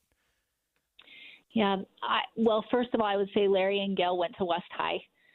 They love Salt Lake City and have constantly been partners with and invested in the city, especially the West Side. And so there's a keen focus on the West Side. We also have a lot of projects and involvement with the West Side community, whether those are business or our foundation arm. And so we continue to want to lift and elevate what we see as a beautiful and vibrant community. It's rich with culture, has just a great sense of neighborhood and community. And so to be able to work hand in hand and side by side with community members to continue to build capacity and enrich lives is truly important. It fits within our mission and our values here. And, I don't know that Larry, Gail, or anyone in our company ever has chosen an easy path. We think back to the day Larry decided to keep the Utah Jazz in Salt Lake City and build the Delta Center. I think that there's a mission from this organization and the Miller family to lift Utah. And if that means rolling up our sleeves and digging in to do what's right, we're 100% happy to be there, especially with such a great community as the Westside community. You know, Taylor, I've spent most of the last year meeting with groups from all kinds of aspects, whether it's business community, philanthropic, residents, community councils, and they are so proud of the West Side, and they are eager to see something great happen, and we want to make true on the commitments we've given them. And so we hope that this will be an engaged process throughout, and we'll make sure that we stay proximate, listening and integrating as we go. Amanda Covington, Chief Corporate Affairs Officer for the Larry H. Miller Company. Congratulations, and thank you so much for joining us here on KSL Inside Sources. Coming up after the break, the state's general fund could see greater deficits through the rest of the fiscal year and possibly into next year. We'll get into that coming up right after the break. The KSL News Radio app will update you on breaking stories. A house explosion this afternoon. And you'll get exclusive audio streams from local events, breaking news, and sports. Cougars feel like they can overcome anything. All of your favorite KSL hosts are there too, so you can listen anytime. Plus traffic and weather. Download it today. The app for KSL News Radio. With interest rates coming back down, I bet the real estate market will pick back up in 2024. We're already seeing that, Tim. Yeah. But it doesn't really matter how the market is doing when you have the right team. So if you're looking to sell your house, now you want to downsize or you need more space, you need the Stern team. The Stern team has taught us, I can think of a handful of things that I would worry about if I was buying or selling, but there are 100 details that are involved in selling a home, and they have lots of people that are handling every detail so nothing falls through the cracks. And they have so many different options. I mean, I worked with Cammie there at the Stern team, and she was awesome. But if you need an instant cash offer, you can do that. If you need to buy before you sell, you can do that. They have flexible fees. They also have people that they represent that are looking to buy a home, so maybe they can make that perfect connection within the Stern team. So don't put off selling your house or buying a house because you think the market isn't just right. The market is right with the Stern team. Go online to sternteam.com or just Google the Stern team. If you have unfiled taxes or are in debt to the IRS, this is important news. Did you know the IRS has programs specifically designed to help people struggling with tax debt? Powerful tax assistance programs that can save you thousands if you qualify. No one knows these programs better than the experts at Optima Tax Relief, America's most trusted tax resolution firm, A-rated by the Better Business Bureau. Their award-winning team of tax attorneys and licensed professionals have resolved over $1 billion of tax debt for their clients. One call to Optima can start the process, helping to end your worries about wage garnishment, asset seizure, and other IRS actions. Make sure you're getting the best options to solve your tax problems. Call the experts at Optima today for a free confidential consultation. Call 800-343-6460. 800-343-6460. 800-343-6460. Optima Tax Relief. Some restrictions apply. For complete details, please visit OptimaTaxRelief.com. This holiday season, give the gift of joy with Mrs. Kavanaugh's chocolates. Imagine the delight on your loved ones' faces as they unwrap a box of their handcrafted gourmet chocolates. From creamy caramels to chocolate-covered treats, each piece is made with love and the finest ingredients. Family owned for over 60 years, Mrs. Kavanaugh's offers a tradition of quality and care. Whether it's their famous chocolate-covered nuts or their decadent fudge, Mrs. Kavanaugh's has something to make every holiday moment sweeter. Find the perfect gifts this year for your family, friends, and employees at MrsKavanaughs.com or visit their retail store to explore their holiday specials and delicious corporate gifts. Order now and make the season unforgettable with the magic of Mrs. Kavanaugh's chocolates, where every bite is a memory. Share the sweetness. Hi, Susan. We haven't seen or heard from you. Cold. We would like to locate Joyce. The mysteries that made podcast history Cherie Warren disappeared are now together for free at KSLPodcasts.com. I'm Dave Cawley, the host of Cold. Join me for Season 1, The Susan Powell Case Files, Season 2, Justice for Joyce, and Season 3, The Search for Cherie. Listen anytime for free at KSLPodcasts.com or wherever you get your podcasts. Getting help with electrical repairs is easier than you think. All you have to do is call Any Hour Services or schedule an appointment at anyhourservices.com. No one helps more homeowners than Any Hour Services. With the 3 things you need to know this hour, I'm Dan Bomas. First, Roy police say a man who shot a dog that he thought was acting aggressively toward his pet will not face charges. Second, overdose deaths are down across the country. The emergency drug naloxone part of the reason. And third, airlines are charging top dollar for holiday travel this year. 41 degrees, partly cloudy in Salt Lake City. And back to Inside Sources on KSL News Radio. Inside Sources. Inside Sources on KSL News Radio. And welcome back to Inside Sources. You're here with me, Leah Murray, alongside my good friend Taylor Morgan. Now, Taylor. Now, Leah. You may remember last week we had a conversation, and a little bit I bring this up like it's a test. I want to make sure that you are listening and remembering every conversation we have together. Like a good U.S. Senator, I may or may not recall the details of any conversation, Leah, that we have had, but it depends on the question. All right, so let's go right here. Last week we had a conversation when the governor released his budget, and we had... I think maybe you told me off the air, and then I kind of asked you on the air that revenues are short this year. Yeah, that's right. And I feel like at that point you were kind of, how do I say, we were talking about it in the context of having higher education budget cuts. Yes. And you had kind of said off the air that revenues were going to be low. So I wanted to bring it back up because we actually now have an article in the Deseret News that you were right. So I'm going to say. Wow, thank you. Hold on. Just so that our listeners... I want to make sure, I'm looking at our producer right now. I want to make sure our listeners heard that you're coming in clear. Could you repeat that, Leah? You were actually correct. Thank you. That doesn't happen often. You act like that's a new thing, Leah. I don't think it is. Maybe it's not a rare. Maybe not new, but rare. Okay. No, but mostly what I want to say is I think you were talking last time and we weren't talking numbers. Do you know what I mean? But this article today... that I was reading. In fact, the article I think is a couple of days old. Yeah, it's from a little bit ago.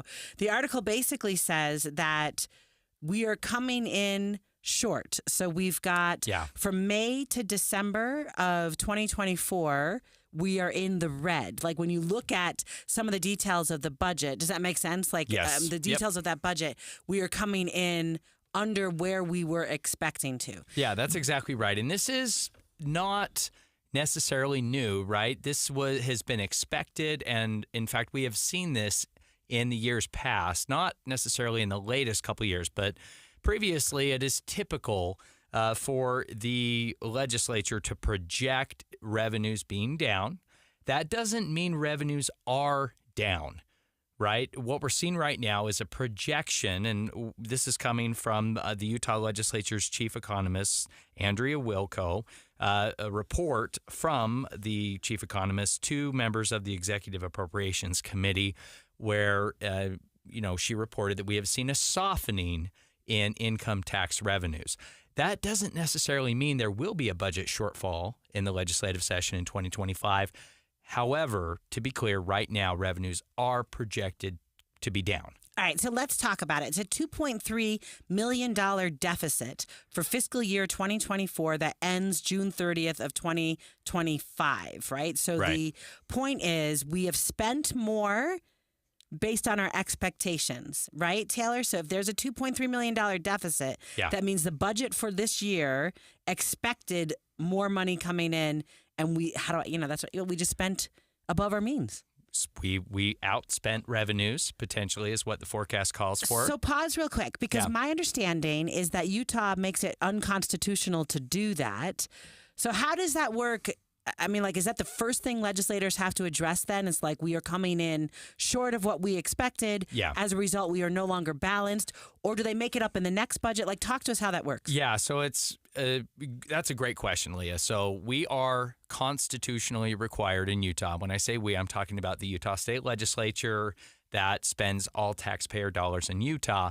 The legislature is constitutionally required to balance the budget, which means going into the 2025 session, if there's a $2.3 million budget deficit going into 2025 from what was appropriated in 2024. That means that this legislature will have to account for that and will have to balance the budget going forward. Now, it's a little bit different than what many of us are used to. Most of us have to balance our budget in terms of tax dollars from, January 1st until December 31st. The legislature operates on a fiscal year, which means the budget has to be reconciled before June 30th, 2025. That's when the state's budget year ends. So also, I feel, the governor last week had a budget, right? So he's giving an expectation to the legislature. And then this week, the chief economist is telling the Appropriations Committee where the money comes in. Yeah. So did the governor know it was like this? So when you were kind of saying that off the air last week, did people have a feeling or did everyone know these numbers? I'm just kind of wondering how... Yeah. And then does it affect what the governor is asking for based on these softening revenues? I think the governor's budget recommendations that we saw come in a week or so ago, absolutely, those budget recommendations took into account these revenue numbers. Two things. There has been a softening in sales tax collections at the state level. Also, there has been a bit of we've seen a decline in income tax, state income tax revenues. The governor's budget absolutely was aware of that and took those numbers into account. Now, you brought up at the top of the segment, you brought up higher education. Higher education is going to be so interesting to me because as we discussed previously, not only is that a target for cutting spending, dealing with some of the revenue shortfall here, Leah, but it is also a political issue, right? Now, how legislators go after higher education is going to be interesting because is it simply a follow-up on some of the DEI political conversations that we've had, a continuation of some of the battles around diversity, equity, inclusion at the higher education level, those battles that happened last session? Is this now a continuation of that under the guise of cutting the budget? Yeah, and I feel like last week that's what we talked about because the governor's budget included higher ed taking some targeted cuts. And you, I think, said this is how they'll do it, right? So if revenue's coming in soft. So I like how you just said that. I mean, I don't like it, but I like what you just said, which is like, it is the case that higher education is already a political football, that for the last couple of years, at least, the legislature has kind of been coming after higher ed. Yeah. We spoke earlier in the show about general education and how that's going to be one of the targets. So what I hear you saying is that's easy. So if the revenue's coming in with a deficit, to the tune of these millions of dollars, that seems like an easy place to go. A very easy target. Now, the challenge for lawmakers, Leah, will be where do we find the money to provide another tax cut? Because right. That was the other part of it. Yeah, thank you. Not only will revenues be potentially soft in terms of sales tax and state income tax, but we know that lawmakers and especially legislative leadership will still want to find some money to provide a cut in the state income tax rate. That is very difficult to do, Leah, when we do have less revenue, and especially because the state income tax is targeted toward education spending. Legislators are going to have to make broader cuts, deeper cuts potentially to education spending in order to provide Utahns with another state income tax reduction. Whether or not they'll actually be able to do that and the degree to which they'll be able to cut the income tax, that will be, to be determined, but it will all revolve around education spending. So let me just, be the Democrat here and ask you, it won't occur to any of them to not do an income tax when we have a deficit? Why would we? Because the reason we have a deficit is because income tax revenues are down. Thank you. You're such a good Democrat, Leah. That does seem to make sense. That it feels reasonable. Perhaps, but again, this is an important opportunity for lawmakers to continue cutting the state income tax. Now, let's not forget, we don't have time to open this can of worms and really dive into it, Leah, but let's not forget about the political drama that happened around Amendment A in the offseason. Just recently, right? Amendment D was voided by the state Supreme Court. And Amendment D also was part of that fallout. It was not on the ballot. It was essentially also voided on the ballot. Legislators are not happy about that. They wanted more flexibility around, how we spend state income tax money going beyond just education. So education, at no direct fault of its own, it is going to be one of the most controversial issues at the legislature, and it all has to do with money and politics. All right, Taylor Morgan, thank you so much. Stay with us. Coming up after the break, more interesting things. It's 2:30 at KSL News Radio. I'm Dan Bomas. KSL's top story this hour.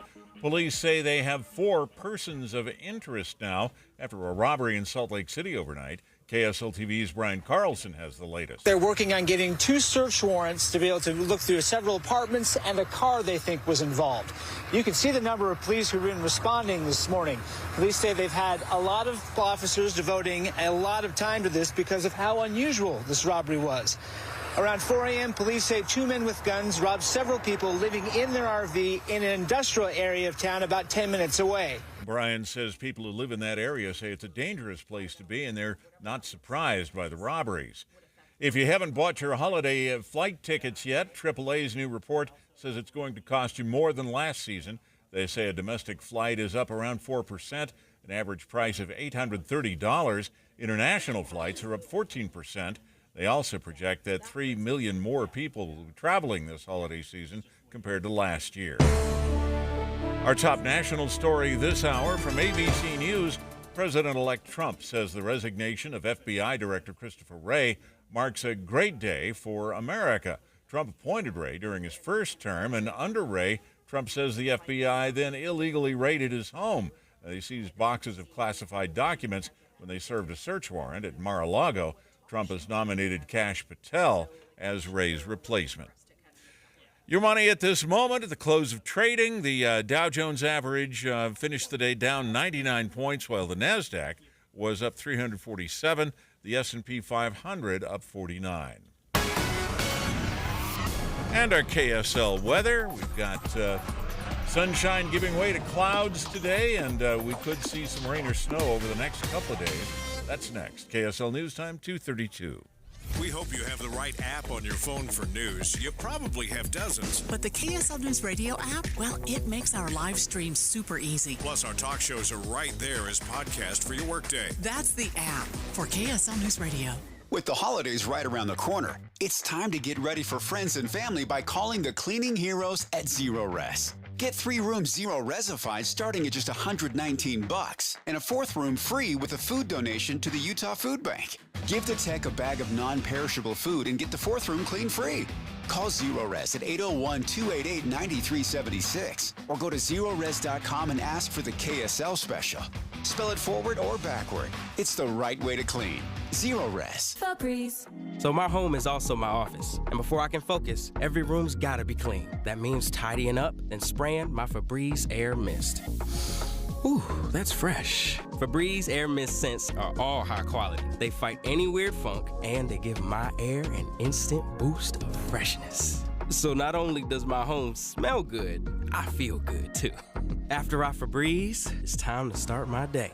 Breathe happy, Febreze, la la la la la. If you love to travel, Capital One has a rewards credit card that's perfect for you. With Venture X, earn unlimited double miles on everything you buy and turn everyday purchases into extraordinary trips.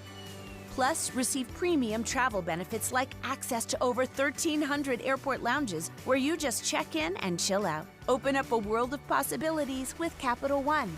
What's in your wallet? Terms apply. Lounge access is subject to change. See CapitalOne.com for details.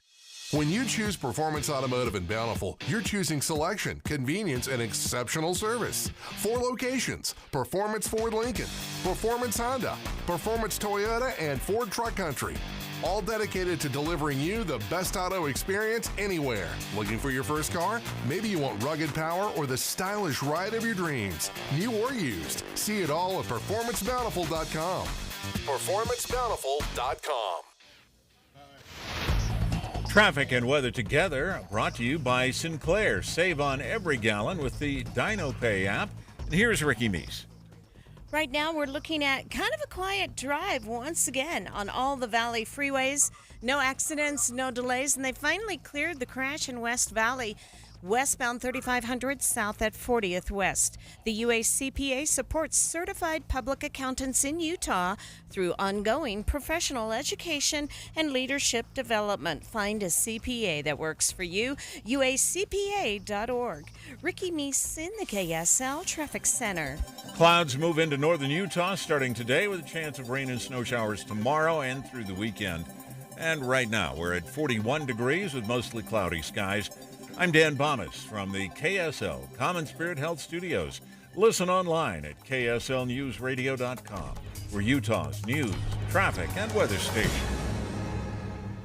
Inside Sources. Inside Sources on KSL News Radio.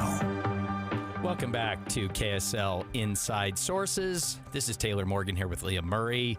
Leah, companies in the technology sector, especially when it comes to sales or HR in tech, they're always trying to be creative, always trying to do something new. What we're seeing in San Francisco, however, might be maybe a little bit extreme. We are seeing a company in San Francisco pushing for a complete halt to, quote, hiring humans and only using AI. All right, so this is a new ball game. I have not seen this before. Yeah, Leah. so there's a whole, many paths that we can go down talking about this, Taylor, but I just want to set the stage. It's a Thursday afternoon in San Francisco. On one side of Mission Street, workers are striking because they are frustrated with the Marriott Marquis, and they have been striking for higher wages and more jobs. And right across the street, the tech company Artisan has an ad proclaiming, "Stop hiring humans." So just for a moment, how do I say? Like the tone deafness. Is this just trolling? Is it trolling, Leah? Is that what's really happening here? Right, maybe. But I mean, like, goodness, feels like, so what Artisan CEO is going to say is we needed everyone to be paying attention to our ads, and it works, right? So when you have an ad that says stop hiring humans, just use AI, everyone read it, right? Like, you know this. So you're driving down I-15, a billboard that has something that catches your eye, you're paying attention to. Yeah. So the Artisan CEO basically says, we got a crazy, how did he say it? Crazy escalation in brand awareness as a result.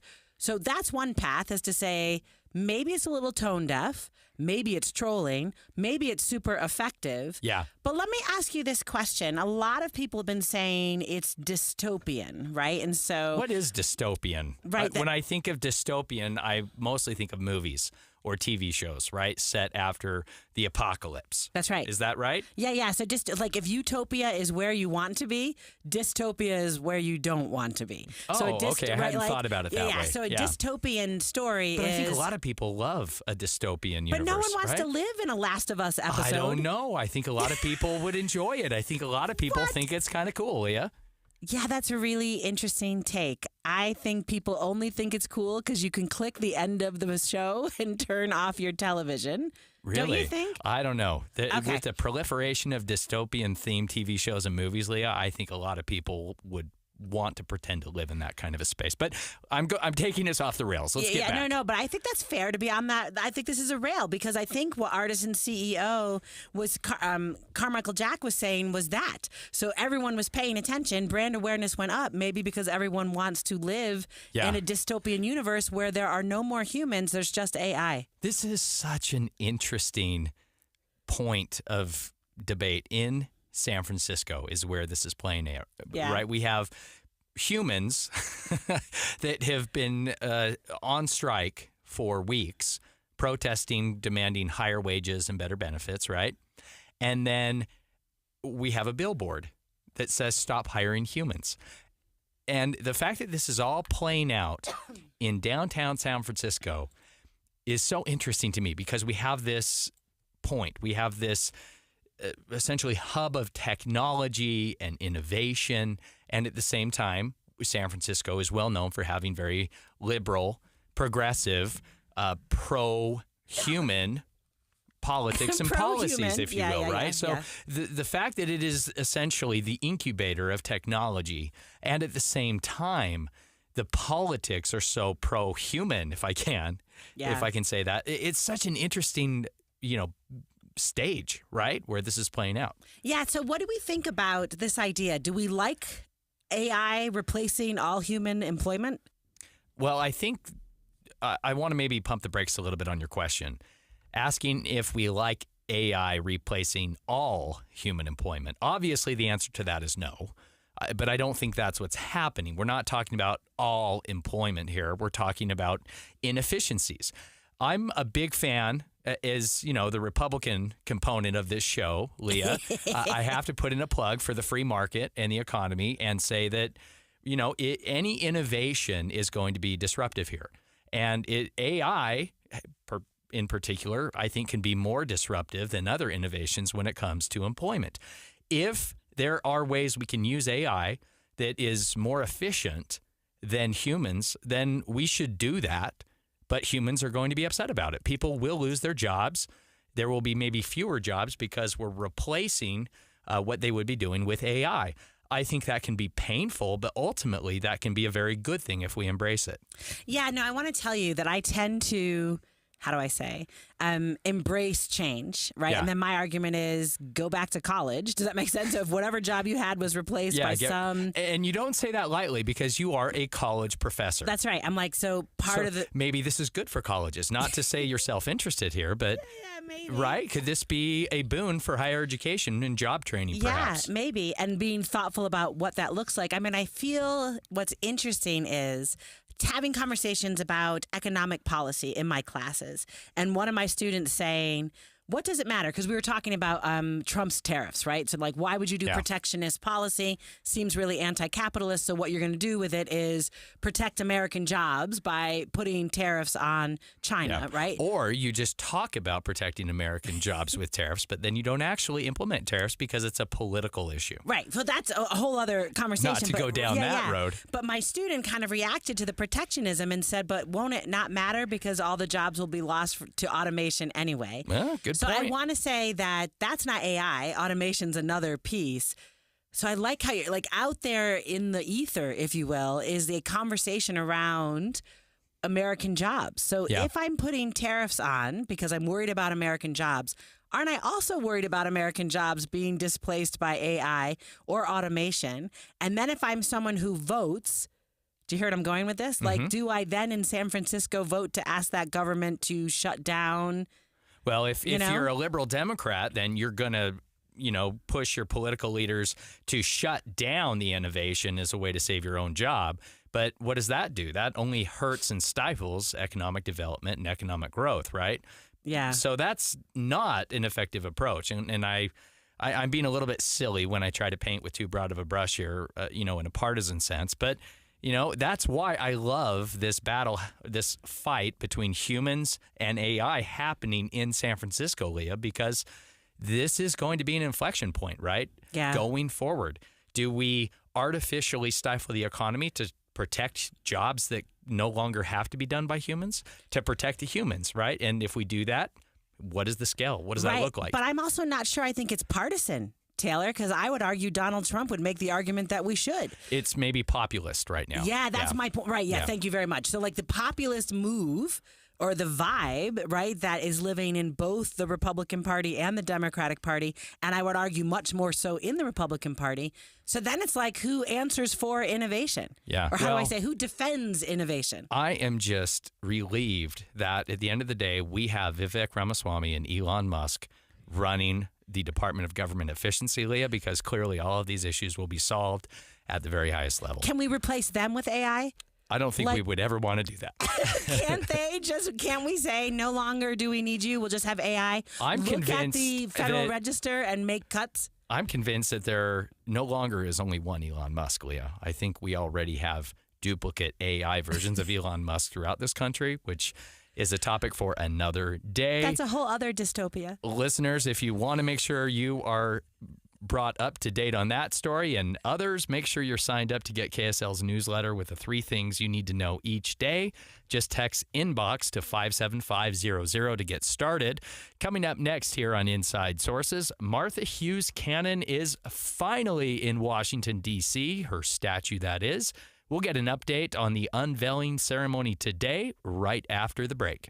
What's up, everybody? I'm Mike Wilson with Any Hour Services, and if you have a drain that's clogged or backed up, after you've tried the plungers and products, the next step usually involves some kind of drain snake or cabling equipment. You see, sometimes the blockage is far enough down the line that you need special equipment that most homeowners just don't have. That's where the Drains Department at Any Hour Services can help. A drain snake can clear most blockages and get the water flowing again, and clearing blocked drains is what our Drains Department does day in and day out. So if you're a homeowner with a drain line that's clogged or backed up and you'd like one of our drain technicians to come and snake the line for you, it's only $29. Yep, you heard that right. Any Hour Services will snake any drain line with normal access for only $29. Sinks, showers, tubs, toilets, floor drains, laundry drains, even that sewer main line that connects to the city. We'll snake any line for just $29. For help with your drain issues, call Any Hour Services at 801-443-7700. You can Google Any Hour Services. You can even schedule online at anyhourservices.com. No one helps more homeowners than Any Hour Services. This week, the movie show broadcasts live from Hale Center Theater. Give the gift of memories all year long with 2025 season tickets and gift cards. Go to hct.org. If you're living with dry age-related macular degeneration or dry AMD, you may be at risk for developing geographic atrophy or GA. GA can be unpredictable and progress rapidly, leading to irreversible vision loss. Now there's something you can do to slow it down and get it going slower. Izervay is proven to slow GA progression. Izervay gets GA going slower. Izervay or avacincaptad pagel is a prescription eye injection used to treat GA. Don't take it if you have an infection or active swelling in or around your eye. Izervay can cause eye infection, retinal detachment, or increased risk of wet AMD. Izervay may temporarily increase eye pressure. Your vision may be impaired after an eye injection or exam. Don't delay. Ask your doctor about Izervay today. Izervay gets GA going slower. Visit Izervay.com. That's IZERVAY.com. First time skiing? That's right. Okay, when I nudge you down the mountain, just go for it. Shift your weight to turn. It's hard to do something if you don't know what you're doing. How do I stop? Point the tips of your skis together so it looks like a slice of pizza. A Learn and Earn account from Cyprus Credit Union gives teens the resources to practice money management and develop the confidence they'll need when it's time to step out on their own. See how your teen can earn up to $200 with a Learn and Earn account at cypruscu.com. Federally insured by NCUA. Pizza! It's official. KSL Sports is your official radio home of the Utah Hockey Club. When the puck hits the ice this fall, you'll hear every goal, every check, and every tension-filled moment on the KSL Sports Zone. Plus, let your voice be heard on the Utah Hockey Club Fan Forum on KSLSports.com, your exclusive home of the NHL and the Utah Hockey Club in Utah is KSL Sports and 97.5, the KSL Sports Zone. If you've been listening to me for a while, then you know how excited I've been to have let go of 70 pounds of fat weight in just 5 months, thanks to help from my friends at SOTA Weight Loss. It was simple, straightforward, no injections, no drugs, and no crazy exercises. SOTA clients like me lose our weight naturally, and we keep it off because they equip us with the tools we need to live a healthy, happy life. And get this is an amazing deal right now this month. Get 2 transformations for the price of 1 with SOTA's buy one, get one during the month of December. Lose weight together. It's the best way to do it. Make it a team effort. Start your 2025 off right with a partner. Double the results, half the cost. They've never made this offer before, and you only have a limited time to take advantage of it. It's so much easier when you're not alone. So go to SOTAweightloss.com to get started now. That's SOTAweightloss.com, because SOTA Weight Loss is, say it with me, state of the art. Arrive in style in a great fitting suit from Mr. Mac. We feature quality designer brands like Calvin Klein, Michael Kors, Ralph Lauren, and Talia, with styles to suit every man and every occasion. We ensure a perfect fit, offering fast, free alterations by expert tailors at all 9 Mr. Mac stores. Arrive in style with Mr. Mac, serving Utah for over 50 years. Dominion Energy customers in Utah, Wyoming, and Idaho are now proudly served by Enbridge Gas. Enbridge looks forward to a bright future together. To learn more, visit enbridgegas.com. With the three things you need to know this hour, I'm Dan Bomas. First, be ready to pay more and to have lots of company if you're traveling by air this season. Second, former President Trump says the resignation of FBI Director Christopher Wray marks a great day for America. And third, overdose deaths are declining across the country. The availability of the drug naloxone is one of the reasons. 43 degrees, mostly cloudy in Salt Lake City. And back to Inside Sources on KSL News Radio. Inside Sources. Inside Sources on KSL News Radio. Welcome back to KSL Inside Sources. This is Taylor Morgan, partner at Morgan May Public Affairs. And I am so excited this segment to talk about some very important events, monumental events, if you will, that are currently happening in our nation's capital, Washington, D.C. Today marks the unveiling of the Martha Hughes Cannon statue. This has been something that has been in the works for a very long time. It has been put off due to COVID and some other issues and events that supplanted the celebration. But again, happening today in Washington, D.C., Utah's newest statue is being unveiled in Statuary Hall at the U.S. Capitol. And as we speak, Martha Hughes Cannon is now officially on display. I'm very happy to be joined by my friend and Inside Sources co-host Adam Gardner, who is live on the ground in Washington, D.C.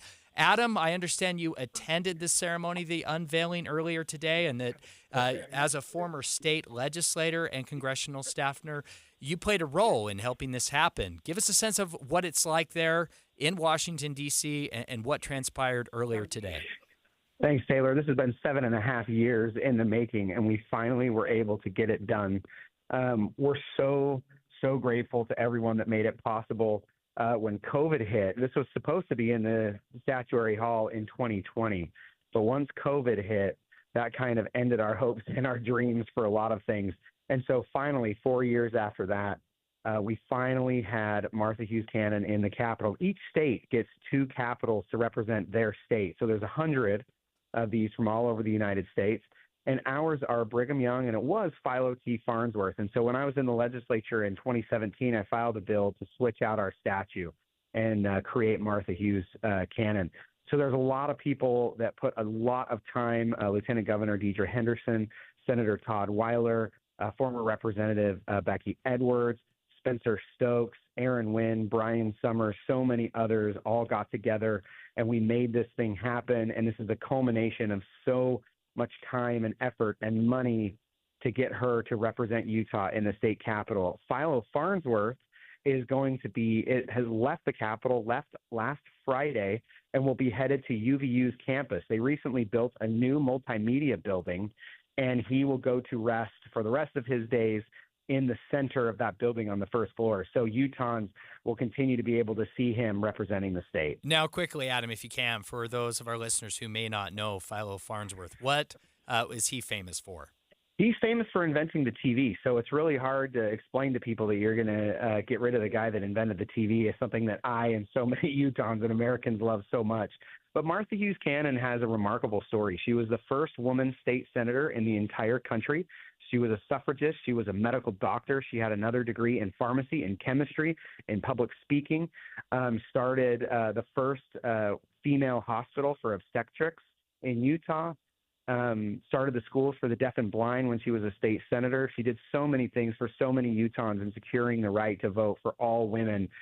Later, with the passage of the 19th Amendment that granted women the right to vote everywhere in the country. But Utah was a trailblazer. 50 years before the 19th Amendment, women had the right to vote here, and we elected women to office. And I'm very proud to follow in the legacy, so many of us, of Martha Hughes Cannon and other women who trailblazed for us. Yeah, and as two guys talking about the importance of Martha Hughes Cannon's legacy, I have to point out my personal favorite part of her story is that when she did win election to the Utah State Senate back in 1896. She did so by running against and beating her husband, whom she beat in that election to win office in the Utah State Senate. And as you said, of course, America's very first state senator. Adam Gardner is with us live from Washington, D.C. Adam has been there and was a part of the unveiling of the Martha Hughes Cannon statue in our nation's capital. Adam, tell us what you can about that ceremony. What was it like? Who was there and who spoke? There was about 300 people, from what I could tell, that attended the event. The opening prayer was said by the Camille Johnson, who's the president of the General Relief Society of the Church of Jesus Christ of Latter-day Saints, as you know, which is the oldest and largest women's organization in the world. And it was really great to have her representing the church. And then we had Martha's great-granddaughter, who was 91 years old. She spoke to the group. Speaker Mike Johnson presided over the event and also spoke, as well as a Democratic whip. Senator Lee spoke, and Celeste Malloy and Deidre Henderson. And I will say, Deidre and Celeste, if I can not use their formal titles right now, they just did amazing at tying Martha's story together with how important it is that more women get involved in the process and feel like that they have a voice. And it was just a really great event. It was about an hour long in statuary. Well, it was in the Capitol Visitor Center, which is where Martha Hughes Cannon will be. Okay. And that will be her permanent spot.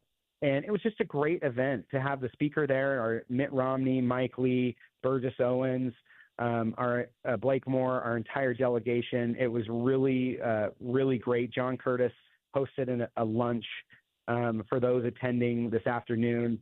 Really just a great couple of days. We have a partnership as well with the Welsh, with the Welsh people, the Welsh government, and the British government, and we're heading over to the ambassador's residence as we speak to go to a party that the British Embassy is throwing for us. For our delegation, and what a cool opportunity, as Martha Hughes Cannon was from Wales, that we get to partner with those folks from across the sea. Yeah, that is certainly very cool. Adam, I want to give a shout out to someone who has been texting me prolifically about these events in Washington, D.C., and who is also there on the ground. Of course, that is my mother, former state senator Karen Morgan. I owe a lot of my early political interest and experience, of course, to powerful women like my mother. Our co-host, Mara Carabello, was here on Monday for her last regular show on KSL Inside Sources. I owe a lot of my political career to her. So, Adam, as a fellow Utah Republican guy, I have to ask you, as we celebrate Martha Hughes Cannon, we look back to your sponsorship of the bill 7 years ago in the state legislature. You were part of that original legislation to create this statue, to celebrate, recognize Martha Hughes Cannon. What was your motivation to do that? Why was that so important to you? I had heard a story from Congressman Rob Bishop, who was in the legislature when they actually had Philo Farnsworth go to the Capitol. And he said when he was giving tours of the Capitol when I was an intern in Washington, D.C., he said, I actually wish we would have had either John M. Browning, arms manufacturer representing Utah, which I would have loved, or Martha Hughes Cannon. I had never heard that name before. And then he also said, or we could just have 55 statues of women surrounding Brigham Young representing his wives, which I thought was hilarious. But I knew he wasn't serious, and I researched Martha Hughes Cannon more, fell in love with her story and what it represented, that Utah was able to grant the right to vote for women 50 years before the federal government. And I became so excited and enamored with her story that I knew that she had to represent Utah in America's capital. Adam, what else is scheduled for Washington, D.C. as part of the unveiling of the Martha Hughes Cannon statue? I understand there may be some additional receptions or celebrations that are happening this evening. Just the British Embassy. That's the only thing we have left. Last night we had an event hosted by Rio Tinto Kennecott and the Utah Mining Association, which was fantastic. A lot of our legislators from the state of Utah were here, business leaders, so many others, our congressional delegation, and all those that helped make this statue a reality. I want you to know that no taxpayer funds were used to make this statue. So we had to raise the money privately on our own. And that took a lot of work. And I credit Spencer Stokes, another lobbyist, for raising the money to do that. And so many great organizations like Zions Bank, America First Credit Union, the Credit Union Association, the Church of Jesus Christ of Latter-day Saints, who donated to make it possible. It's very expensive and took a lot of time, and there was a lot of people that helped make this possible. Adam Gardner, live from our nation's capital, thank you so much for joining KSL Inside Sources. Lake City International. KSL News Radio's Eric Cabrera got the details. Celeste Ferguson just got back from a trip to Disneyland with her entire family. She had to get creative to make it happen within her budget. We